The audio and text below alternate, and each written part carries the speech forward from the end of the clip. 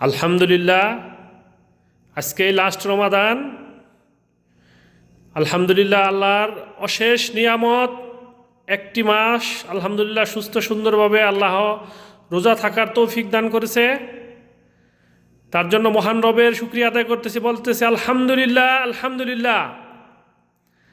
এই যে আজকে আমাদের লাস্ট যে রমজানের ইফতার রেডি করেছি, আলহামদুলিল্লাহ ফল ফ্রুট আলহামদুলিল্লাহ অনেক কিছুই আছে, সাথে বিরিয়ানি, লাবান পানি, স্যুপ আছে, আলহামদুলিল্লাহ অনেক ধরনের ফল আছে। আল্লাহ তোমার লক্ষ লক্ষ হাজার হাজার কোটি কোটি শুকরিয়া।